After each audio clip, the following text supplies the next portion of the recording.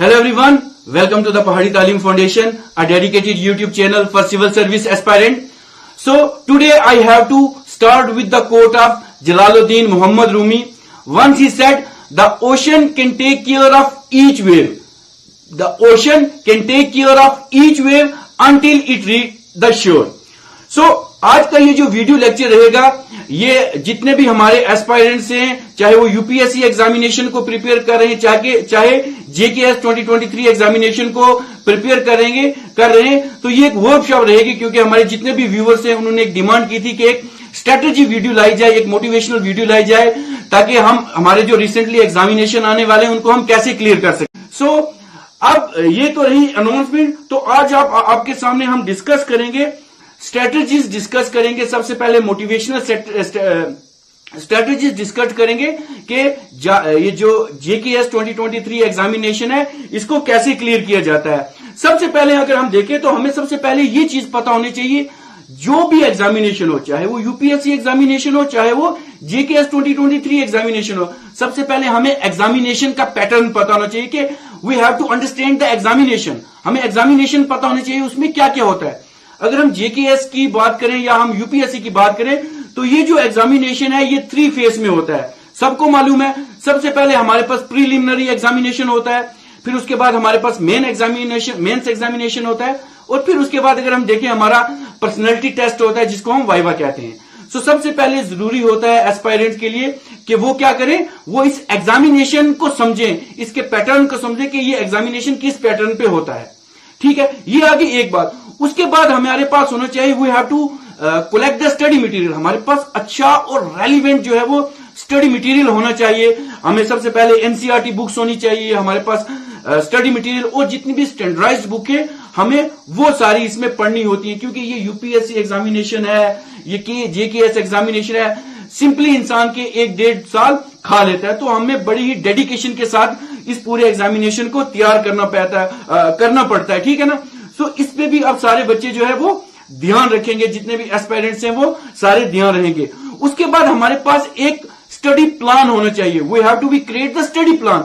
Study plan होना चाहिए कि हमने कितना टाइम पढ़ना है, कितना time we have to be allocate for refreshing. हमने कितना टाइम रिफ्रेश करना है, अपने आप को रिफ्रेशिंग करना है, कितना टाइम हमने पढ़ना है, कितना टाइम हमने सोना है। क्योंकि यहाँ पे सोना, स्लीपिंग, क्योंकि मेंटल रेस्ट भी बहुत जरूरी है। जब तक हमें वो मेंटल रेस्ट नहीं मिलेगी तो हम जितना भी पढ़ेंगे वो सारा कुछ हमारे अंदर वो क्या हो जाएगा, एक तरीके से मिक्सअप हो जाएगा। इसलिए हमें प्रॉपरली सोना भी है और एक स्टडी प्लान हमारे पास होना चाहिए। We have to create the study plan. हमने पूरे 24 घंटे में कितना पढ़ना है, कितना सोना है, कितना टाइम बाकी काम है वो भी करने हैं, प्रे करनी है, उसके बाद अपने आप को मोटिव रखना है। ये प्लान आप सब एस्पायरेंट्स ने अपने माइंड में रखना ही रखना है।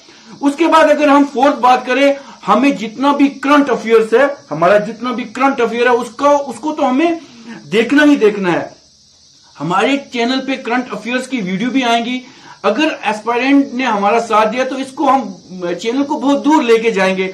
उसके लिए सबसे जरूरी ये रहेगा कि हमें हमारे जो हम, क्योंकि कंटेंट बनाने में बहुत टाइम लगता है, सो करंट अफेयर हमारे पास होना चाहिए। क्योंकि करंट अफेयर से एग्जामिनेशन में जितना भी प्रीलिमिनरी एग्जामिनेशन है उसमें एग्जामिनर जो हमारा करंट अफेयर होता है उसमें से वो क्या उसको ज्योग्राफी के साथ मैच करेगा, उसको उसके साथ हिस्ट्री के साथ रिलेट करेगा, उसको वो इकोनॉमिक्स के साथ रिलेट करेगा, साइंस एंड टेक्नोलॉजी के साथ रिलेट करेगा, इंडियन पॉलिटिक्स के साथ रिलेट करेगा। तो इस चीज को हमने ध्यान में रखना है कि हमारे जो करंट अफेयर होने चाहिए 1-1.5 साल के, हमें एकदम ऑन अ फिंगर टिप्स होने चाहिए। क्योंकि करंट अफेयर की बहुत ज्यादा वेटेज होती है। तो हमने भी ये प्लान किया कि करंट अफेयर्स की, क्योंकि सितंबर की करंट अफेयर वीडियो आ गई है, उसके बाद वाली हमने रिवर्स ऑर्डर में जाना, सितंबर से पीछे जितनी जनवरी तक या दिसंबर तक, जनवरी तक हम जितनी भी वीडियोस होंगे, अगर व्यूवर्स ने इंटरेस्ट शो किया तो हम उसके ऊपर सारे वो वीडियो लेक्चर बनाएंगे। तो करंट अफेयर का होना हमारे लिए बहुत जरूरी है, उस पर हमने काफी ज्यादा ध्यान देना है। ठीक है, ये बात होगी। उसके बाद अगर हम फिफ्थ बात करें, हमें प्रैक्टिस करनी चाहिए मॉक टेस्ट। जितने भी ये हमारे ऑनलाइन प्लेटफॉर्म्स हैं, कहीं पे फ्री मॉक टेस्ट भी प्रोवाइड होते हैं, कहीं पे कुछ नॉमिनल चार्जेस लेते हैं। तो पढ़ाई, जब हम किसी भी एग्जामिनेशन की डेडिकेटेड तरीके से उसको पढ़ रहे हैं, उसको सीरियस वे में पढ़ रहे हैं, ऑन अ सीरियस नोट पढ़ रहे हैं, तो फिर पैसों की परवाह नहीं करनी, क्योंकि वो मॉक टेस्ट आपको देने ही देने हैं। तो वो जाएं, जितने भी फ्री मॉक टेस्ट होते हैं ऑनलाइन प्लेटफॉर्म्स पे, आप गूगल सर्च इंजन में सर्च करें, वहां भी काफी सारे मिले। तो you have to be practice mock test, ज्यादा से ज्यादा मॉक टेस्ट देने का हमें ये फायदा रहता है, क्योंकि जो चीज हम पढ़ते हैं वो हमको रिकॉल होती रहती है। हम उसको कैसे सीक्वेंस में हम उसको अटेम्प्ट कर सकते हैं क्वेश्चन के, चाहे हमारे जितने भी जो भी प्री डिफाइंड सिलेबस होता है जेकेएस का या यूपीएससी का, उसमें ये सारी चीजें मेंशन करी रहती है। तो हमारे पास हमें ये चाहिए कि जितना भी प्रैक्टिस मॉक टेस्ट है वो हमें देने बहुत जरूरी है। ये बात आ गई क्योंकि प्रीलिमिनरी एग्जामिनेशन को प्रिपेयर करना बहुत ज्यादा टफ होता है, और अगर हम स्मार्ट वर्क करेंगे तो बहुत इजी भी हो जाएगा। उसके बाद अगर हम फिफ्थ बात देखें, एक तो मॉक टेस्ट को प्रैक्टिस करना, उसके बाद हमारे पास आंसर राइटिंग स्किल्स होनी चाहिए। क्योंकि एक बार अगर हमने प्रीलिमिनरी एग्जामिनेशन क्वालिफाई कर लिया, अगर हमारी मेंस के ऊपर पकड़ नहीं है, तो हमारा वो जो प्रीलिमिनरी एग्जामिनेशन जो हमने क्वालिफाई किया वो वेस्ट हो जाएगा, वो अटेम्प्ट भी वेस्ट हो जाएगा, और वो मतलब इतनी मेहनत भी वेस्ट हो जाएगी। सो हमने मेंस एग्जामिनेशन को भी साइड बाय साइड पढ़ना ही पढ़ना है, ठीक है। सो हमारी जो राइटिंग होती है, जो हमारी आंसर राइटिंग है, उसके ऊपर आपके ऊपर पकड़ होनी चाहिए, ठीक है। उसके अंदर जो भी क्लियरिटीज हैं, एक आंसर किस तरह फ्रेम किया जाता है, क्योंकि कोई बना बनाया क्वेश्चन तो आपको मिलेगा नहीं मेंस एग्जामिनेशन में। जो वहां पे जो एनालिटिक होते हैं या जो एग्जामिनेशन के क्वेश्चन फ्रेम करते हैं, वो अपने से करते हैं, वो बच्चे का लॉजिक चेक करते हैं कि बच्चे के पास कितनी ज्यादा नॉलेज है और वो किस टॉपिक पे कितना लिख सकता है। क्योंकि एग्जामिनेशन यूपीएससी में वो ऐसी कंडीशन देता है, मेंस एग्जामिनेशन में वो इसलिए चेक करता है ऐसे क्वेश्चन खुद फ्रेम करके, ताकि कि वो जो यूपीएससी एस्पायरेंट है या जेकेएस एस्पायरेंट है, क्या वो इतना काबिल है कि ही इज दैट कैपेबल कि वो उस प्रॉब्लम को सॉर्ट आउट कर सके। और उसमें टाइम लिमिटेशन होती है क्वेश्चन लिखने में। जितने जल्दी आप क्वेश्चन को लिखोगे अपनी लैंग्वेज में खुद से फ्रेम करके, और उसकी जो प्रॉब्लम है उसको सॉर्ट आउट करोगे, तो उस जो क्वेश्चन होता है, वो जो मेंस एग्जामिनेशन में होता है, उसको जो है अच्छे स्कोर्स मिलते हैं।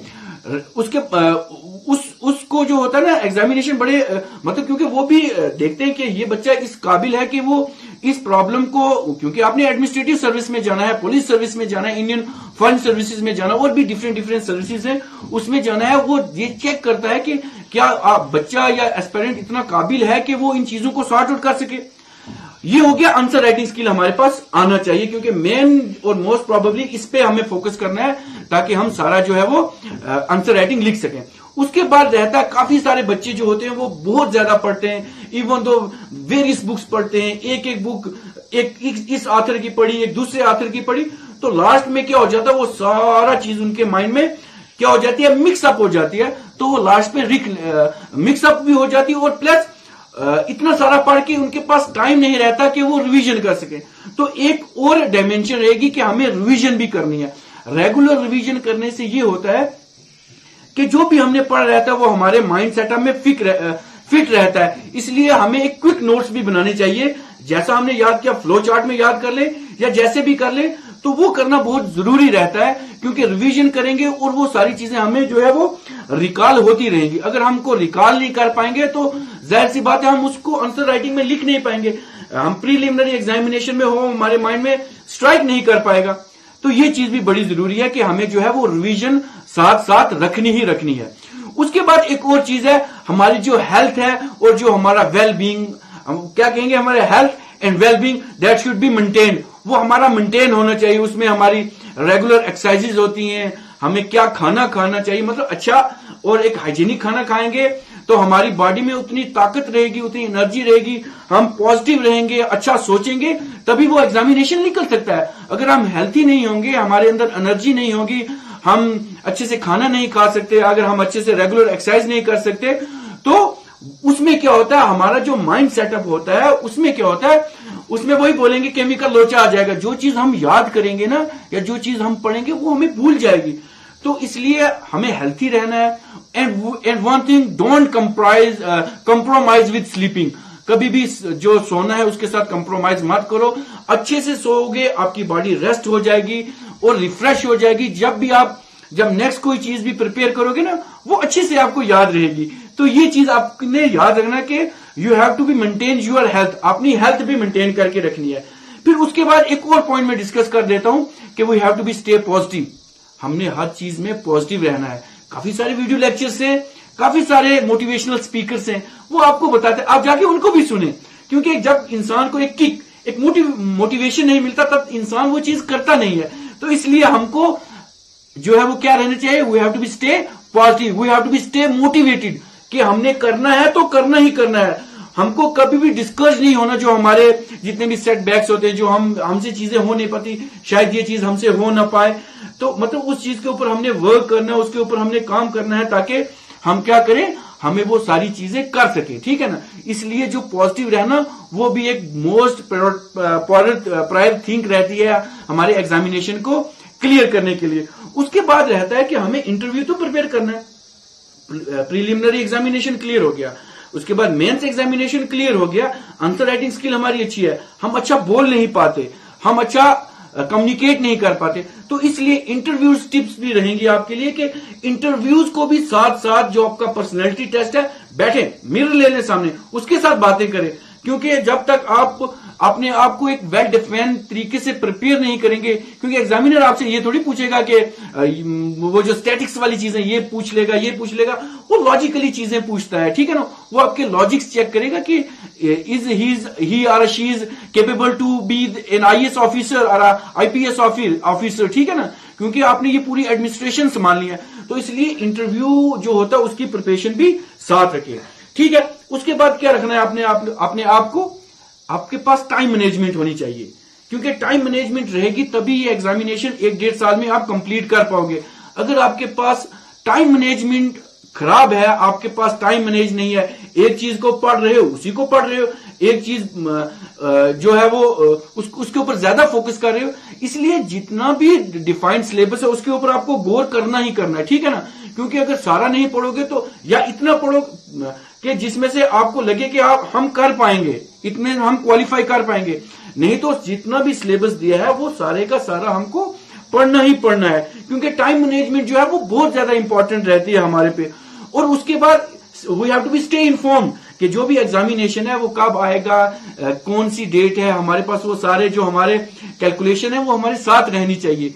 क्योंकि ये जो हमने एक इनिशिएटिव लिया है द पहाड़ी तालीम फाउंडेशन इन कोलैबोरेशन विद आमीन, तो हमारा एक बड़ा ही एक पॉजिटिव सा मोटिवेशन है कि जितने भी एस्पायरेंट हैं डिस्ट्रिक्ट पुंछ के, जो वीकर सेक्शन के हैं, या जो पुअर फैमिली के बच्चे हैं, काफी सारे हमारे ऑफलाइन बैचेस में हम फ्री भी पढ़ा रहे हैं बच्चे, कुछ नॉमिनल चार्जेस होते हैं, क्योंकि हमारा मोटिव यही है कि पुंछ के जितने भी एस्पायरेंट हैं जो एग्जामिनेशन को क्वालिफाई करना चाहते हैं, वो क्योंकि हमारे जो ऑफलाइन बैच हैं, जिस तरह आमीन 1 है, आमीन 2, आमीन 3, आमीन 4, ये सारे अभी प्रेजेंटली वर्किंग कर रहे हैं, ठीक है ना। हमारा CDSS के बैच चल रहे हैं, CDS के बैच चल रहे हैं, उसके बाद NDA के बैच चल रहे हैं, पुंछ में चल रहे हैं, सुरनकोट में चल रहे हैं, द्राबा में चल रहे हैं, लोरन में चल रहे हैं आमीन के नाम से। तो ये भी रखें, क्योंकि ये एक बहुत अच्छा इनिशिएटिव है हमारा डिस्ट्रिक्ट पुंछ के लोगों के लिए। और जो ये चैनल है, इस पे हम जितना भी UPSC एग्जामिनेशन है या जितनी भी वीडियो लेक्चर्स हैं, हम उसके ऊपर चढ़ाते हैं ताकि बच्चों को इनसे हेल्प हो सके, ताकि वो अपना एग्जामिनेशन क्लियर कर सके, ठीक है ना।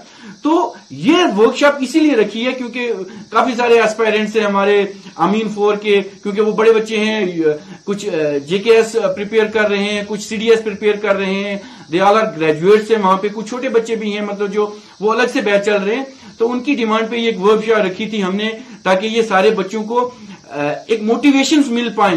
क्योंकि जब तक वो कहते हैं ना, पढ़ोगे नहीं तो बढ़ोगे नहीं, तभी हमने इस YouTube चैनल का टैग लाइन रखा हुआ है, द पहाड़ी तालीम फाउंडेशन, पढ़ना है बढ़ना है।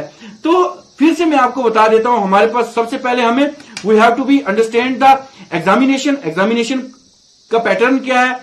उसके एक चीज में भूल गया, हमें अपना ऑप्शनल सब्जेक्ट भी चूज करना है, ठीक है, जिसके ऊपर आपके ऊपर कमांड हो, या जो आपको अच्छा लगे या इंटरेस्टिंग लगे, जिसमें आपको लगे कि हम इसमें एक्सेल कर सकते हैं, तो वो अपने ऑप्शनल सब्जेक्ट भी रखना है, ठीक है। सबसे पहले क्या हो गया हमारे पास, we have to understand the examination. उसके बाद हमारे पास हो गया, हमें जो है वो हमें एक स्टडी, जो हमारे पास अच्छा स्टडी मटेरियल है वो कलेक्ट करना है। उसके बाद हमारे पास we have to be create the study plan. उसके बाद जितने भी करंट अफेयर्स हैं वो हमें पढ़ने हैं। उसके बाद मॉक टेस्ट देने हैं, मॉक टेस्ट बहुत जरूरी है। इन चीजों को सुन के इनके कहते हैं इनके ऊपर अमल भी करना पड़ता है। इन सब चीजों पे आपको अमल भी करना है, इन चीजों को देखना भी है। अगर आप 1 साल देंगे आप यकीनन कोई ना कोई एग्जाम ले लेंगे, लेकिन वो कहते हैं पक्की नीयत के साथ। ये नहीं कि look busy and do nothing, वो नहीं करना है। पढ़ना है, मोटिवेट होके 1-2 साल में इंसान नौकरी ले लेगा, जॉब ले लेगा, उसके बाद अपना जॉब भी करे, अपनी बाकी लाइफ है उसको भी वो है साथ साथ उसको गुजारे, ठीक है ना। तो हमें मॉक टेस्ट भी देने हैं। आंसर राइटिंग स्किल का होना बहुत ज्यादा जरूरी है, क्योंकि जब तक हम अपने आंसर को स्ट्रक्चरिंग नहीं कर पाएंगे, उसको फ्रेम नहीं कर पाएंगे, उसको लिख नहीं पाएंगे, तो हमारी मेहनत जाया हो जाएगी, बेकार हो जाएगी, ठीक है। उसके बाद आपने देखना है, रिवीजन करना है, उसके बाद हेल्थी रहना है, उसके बाद we have to be stay positive, हमें पॉजिटिव रहना है, we have to stay motivated रहना है। आपके मेंटर्स होंगे, आपके टीचर्स होंगे, आपके बुजुर्ग होंगे, आपके बहन भाई होंगे, आप उनसे ले सकते हैं मोटिवेशन वीडियो देख सकते हैं। काफी जो मैंने देखा है, बहुत से वीकर सेक्शन गरीब घरों से बच्चे उठ के यूपीएससी एग्जामिनेशन क्लियर करते हैं, बड़ी दूर पहुंच चुके हैं। तो हम भी इस चीज को देखें, हमें मोटिवेटेड होना बहुत जरूरी है। उसके बाद हमारे को इंटरव्यू के लिए प्रिपेयर करना है। टाइम मैनेजमेंट हमारे को आनी चाहिए, क्योंकि टाइम मैनेजमेंट बहुत जरूरी है। और उसके बाद हमको इन्फॉर्म रहना है कि कब एग्जामिनेशन कौन सा कब होगा, ठीक है ना। ये चीजें बहुत जरूरी रहती हैं हमारे एग्जामिनेशन के लिए। ये चीज आप याद रखें। जितने भी मैं तो पूरे ऑल ओवर इंडिया में बहुत सारे स्पीकर्स हैं, ऐसे अच्छे स्पीकर्स हैं जो आपको मोटिवेटेड करेंगे, क्योंकि अभी हमारा इनिशिएटिव पुंछ डिस्ट्रिक्ट से शुरू हुआ, ये आस्ते आस्ते ग्रो करेगा पूरे। मैं तो चाहता हूं कि ऑल ओवर इंडिया में ये ग्रो करे, हर जगह पे मोटिवेशंस जाए, हर बच्चे जो वीकर सेक्शन है या वो है उनको मदद मिल सके, हमारे से जितना हो सके हम मदद कर सके उनकी, ठीक है ना। तो ये हमारा एक रहेगा, क्या ये हमारा एक इनिशिएटिव है। अब देखते हैं इंशाल्लाह ये कितना प्रभाव चढ़ता है। तो ये रहेगा, ये एक स्ट्रेटजी रहेगी कंसिस्टेंसी के साथ। ये जो मैंने आपको पॉइंट्स बोले, इनके ऊपर आपने वर्कआउट करना है। जब तक आप वर्क नहीं करेंगे तो फिर कहीं ना कहीं हम अपने आप को खुद पीछे कर रहे हैं। हमने अपने आप को खुद पीछे नहीं करना, हमने अपने आप को सबसे आगे लेके जाना है। उसके बाद अगर मैं बात करूं प्रीलिमिनरी एग्जामिनेशन की, तो उसका सिलेबस क्या है, क्योंकि काफी बच्चों को सिलेबस का भी नहीं, क्योंकि यहाँ के जो फार फ्लॉन्ग एरियाज के बच्चे हैं जो मोटिवेटेड हैं या जो करना चाहते हैं, उनके पास इन चीजों की आइडिया नहीं है, उनके लिए तो हमारा जो जेकेएस एग्जामिनेशन हो या यूपीएससी एग्जामिनेशन का जो सिलेबस होता है, हमारा जो प्रीलिमिनरी एग्जामिनेशन है वो 2 पेपर्स में होता है। एक हमारा फर्स्ट पेपर होता है पेपर 1, और एक होता है हमारा पेपर 2 होता है, ठीक है ना, जिसको हम सीसेट कहते हैं। सो अगर हम देखें हमारे पास जो एग्जामिनेशन है प्रीलिमिनरी एग्जामिनेशन का सिलेबस, तो उसमें अगर हम पहली बार डिस्कस करें तो हमारे पास आ जाता है, हमारे पास करंट अफेयर हमारे पास बाय पार्ट्स में होता है, क्योंकि इन्हीं चीजों को याद करना है। तकरीबन 2-3 हजार के पास हमारे पास टॉपिक हमें याद रहेंगे 2-3 साल में, तो इसी में थोड़ा सा हम ऐड ऑन करते जाएंगे, ठीक है ना। तो हमारे पास सबसे पहले क्या आता है, करंट अफेयर्स आते हैं, नेशनल और इंटरनेशनल करंट अफेयर्स, ठीक है ना। नेशनल और इंटरनेशनल करंट अफेयर हमको पढ़ना है। हमारे पास डिफरेंट सोर्सेज हैं, आप यूट्यूब चैनल से पढ़ें, आप मैगजीन्स पढ़ें, आप पीडी पढ़ें, ठीक है ना। उसके बाद डिफरेंट मैगजीन्स जो भी आती हैं आप खरीदें, यूट्यूब से देखें, पीडीएफ मिलती हैं। और जिन बच्चों को अगर पीडीएफ करंट अफेयर्स की चाहिए होंगी, वो भी हमें इन नीचे दिए गए जो हमारे डिस्क्रिप्शन में नंबर होंगे उन पे हमें मैसेज करें, हम उनको पीडीएफ भी करंट अफेयर्स की प्रोवाइड करेंगे, ठीक है ना। So national and international current affairs हमें इन इंटरनेशनल इंपॉर्टेंस के जो होते हैं वो हमें, जो हमारा प्रीलिमिनरी एग्जामिनेशन का जो हमारा 200 नंबर का जो पेपर होता है उसमें सबसे पहले जो पार्ट होगा हमारा current affairs of national and international importance रहेगा, ठीक है। दूसरे पार्ट में हमारे पास आ जाता है हिस्ट्री, क्योंकि हमको हिस्ट्री भी पढ़नी है, history of India and Indian modern history and Indian national movement हमारे पास एक पार्ट रहता है पेपर फर्स्ट में, ठीक है। अगर हम इंडियन नेशनल मूवमेंट की बात करें, इसमें से मैक्सिमम क्वेश्चन आते हैं डिफरेंट डायमेंशन पे, तो इस पे एक पूरी वीडियो लेक्चर मेरी बनी हुई है इंडियन नेशनल मूवमेंट, ठीक है ना। तो वो 5 या 6 लेक्चर की वीडियो है, 5 या 6 लेक्चर है, उसमें मैंने एमसीक्यूज फॉर्म में पढ़ा है, और उन इन एमसीक्यूज को भी मैंने जो बाकी बच जाते हैं उनको भी काफी एक्सप्लेन किया हुआ है, क्योंकि वो सारा क्वेश्चन आई थिंक हो जाएगा। उसको एक बार आप जाके जितने व्यूवर्स हैं वो भी देखें, उससे भी आपको काफी ज्यादा हेल्प हो जाएगी, क्योंकि कुछ प्रीवियस ईयर क्वेश्चन है, कुछ खुद फ्रेम किए हुए हैं, और उसमें एक बहुत वास्ट नॉलेज दी हुई है। तो हमने क्या करना है, हमने हमारा जो सेकंड पार्ट रहेगा वो रहेगा history of India and Indian national movement. इसके ऊपर जो है वो क्वेश्चन आते ही आते हैं एग्जामिनेशन, क्योंकि सिलेबस में है तो वहीं से आएंगे, वहीं से थोड़ी आएंगे। और उनको वो क्या करेगा, जो है करंट अफेयर की डायमेंशन से भी एग्जामिनर पूछने की कोशिश करेगा। फिर उसके बाद आ जाएगी India and a world geography. India and a world geography का हमारे पास पार्ट रहता है। पूरी हमारी इंडियन जियोग्राफी जितनी भी है, चाहे फिजिकल हो, पॉलिटिकल हो, उसमें से क्वेश्चन आएंगे। और उसके बाद हमारे पास फिजिकल, सोशल, इकोनॉमिक और कल्चरल जितनी भी जियोग्राफी है उसमें से आएंगे इंडिया का भी और वर्ल्ड का भी। उसमें जो है वो क्वेश्चन फ्रेम करेंगे, खुद से कैसे करेंगे, ठीक है ना। उसके बाद हमारे पास आ जाते हैं Indian polity and governance. Indian polity और गवर्नेंस, उसके बीच हमारे पास पॉलिटिकल सिस्टम है, पंचायती राज है, पब्लिक पॉलिसीज है, और भी काफी सारे कुछ राइट्स इश्यूज वगैरह है। ये सारे जो है वो इंडियन पॉलिटिक्स पे हैं। सो इंडियन पॉलिटिक्स पे भी काफी सारी वीडियो आपको हमारे यूट्यूब चैनल पे मिलेंगी। आप वहां पे जाके उन वीडियो लेक्चर को देख सकते हैं, क्योंकि प्रीलिमिनरी एग्जामिनेशन आने वाला, कितनी बुक्स को रिवाइज करेंगे। वीडियो लेक्चर लगाएं एयरफोन पे, आराम से बैठ के उसको देखें, उसको समझें, क्योंकि वो चीजें स्ट्राइक करती हैं, वो चीजें स्ट्राइक करेंगी आपको एग्जामिनेशन में। वहां जब आप प्रीलिमिनरी एग्जामिनेशन को मार्क करेंगे, कुछ ना कुछ आपको स्ट्राइक करेगा। उसके बाद आपके पास जो नेक्स्ट पार्ट आ जाएगा वो आ जाएगा इकोनॉमिक एंड सोशल डेवलपमेंट। हमारी इकोनॉमिक्स के ऊपर से काफी सारे क्वेश्चन पढ़ेंगे। उस पे पॉवर्टी है, इंक्लूजन है, डेमोग्राफीज है, इसके ऊपर क्वेश्चन एग्जामिनर फ्रेम करेगा। तो हमने इकोनॉमिक्स को भी अच्छे से पढ़ना है, ठीक है। उसके बाद आ जाता है हमारा journal issues on environment, biodiversity, climatic change. ये इन पे ये क्वेश्चन आते हैं, ठीक है ना। और एक पार्ट रहेगा हमारे पास जनरल साइंस का। तो ये कुछ तकरीबन 7-8 पार्ट को हमने जो पोर्शन है इनको पढ़ना है, अच्छे से पढ़ना है, ताकि वो चीजें याद रहे और एग्जामिनेशन आप क्लियर कर पाओ, ठीक है ना। उसके बाद हमारे पास दूसरा पेपर आ जाता है सीसेट का एग्जामिनेशन, जो क्वालिफाइंग पेपर है, ठीक है ना। उसमें कंप्रीहेंशन आ जाएंगी, इंटरपर्सनल स्किल्स आ जाएंगे, लॉजिकल रीजनिंग, एनालिटिकल रीजनिंग आ जाएगी, डिसीजन मेकिंग आ जाते हैं, ठीक है ना। ये चीजें आती हैं। कुछ जनरल मेंटल एबिलिटीज आ जाते हैं, बेसिक न्यूमेरिक्स आ जाते हैं हमारे मैथमेटिक्स के ऊपर।